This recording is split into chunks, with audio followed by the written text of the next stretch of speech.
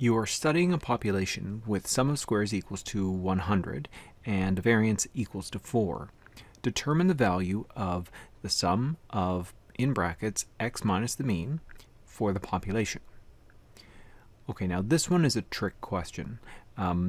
They look like they're trying to make you think that this information here and here is important, when in fact this value that we're looking for here, this is the sum of not the squared deviations. This is not the sum of squares, which we know is 100.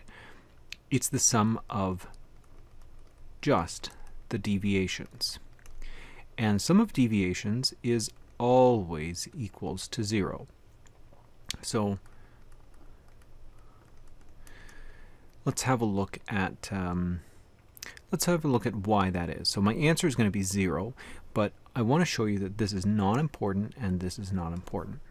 Now let's take just take a simple set of numbers like 1, 2, and 3. Now this will work for any set of numbers. Just picking a small set of numbers here, just to get through this with the math not being too complicated. You might get you might pick some numbers where you get some decimal places and so on, but this will just keep the example nice and easy. Now, if I want to find my deviations and then sum them up by adding this column, I need to start by, first of all, finding the mean, because I'm going to be subtracting the mean from each one of my x values. So the mean is equals to the sum of x over n. So if I add these three up here, that will give me the sum of x. So 1 plus 2 is 3, plus another 3 is 6. So I've got 6. There's 3 values there. So this gives me an average of 2. So in order to fill out this column of deviations, what I have to do is I have to take each value of x, so x minus the mean. So it will be each x minus 2. So 1 minus 2 is negative 1. 2 minus 2 is 0. 3 minus 2 is 1. You can see that when you add these up, the negative 1 and the positive 1 will cancel. The 0 doesn't contribute anything, and so the answer will be 0. Okay, so I've got the sum of my deviations, like they've talked about here. It's going to be 0. But now what if I were to, let's say, change one of these numbers? Let's make this a 2. Now that's going to complicate things a little bit here, because this won't add up to 6. Instead now this is going to add up to 2 plus 2 plus 3. That'll be 7. And it's going to change everything. The average is going to be a little bit different. So I'll get rid of all this stuff here. But will it still give me a sum of 0? It seems like it shouldn't, because I had it working out to be 0 when it was 1 plus 2 plus 3, but now it's 2 plus 2 plus 3. But I'm going to work this out, and I'm going to show you that it does in fact come out to be 0. So let's go through the math here. So it's going to be 7 over 3. All right, so now 7 over 3, that is 2.333, and so on. This carries on.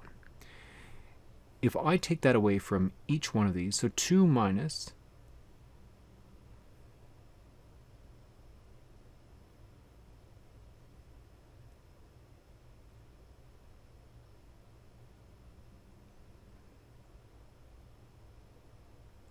if I take that away from each one of these, so that's 2 minus 2.333, that's going to be negative 0.3333, and so on. So will this. And this one, 3 minus 2.3333, repeating, is positive 0.6667. When you add these ones up, you'll end up getting 0.0001. Now that's not equals to 0, but you can see that I was rounding off. I stopped at 0.3333, but this keeps going. Here this would be 0.66666666 and so on, but I had to stop going. I had to stop at some point, so I rounded off to 4 decimal places. This is just a little bit of a rounding error. No matter what set of numbers you have here, and no matter how many numbers you have here, once you find your deviations and you sum them up, you're going to get either 0, or maybe because of some rounding error, you're going to have very, very, very close to 0. So the sum of deviations is always equals to 0, except like in my example here where there's a little bit of rounding error. That certainly isn't one of the choices here, so we can safely say that the answer is 0. It has nothing to do with the other information.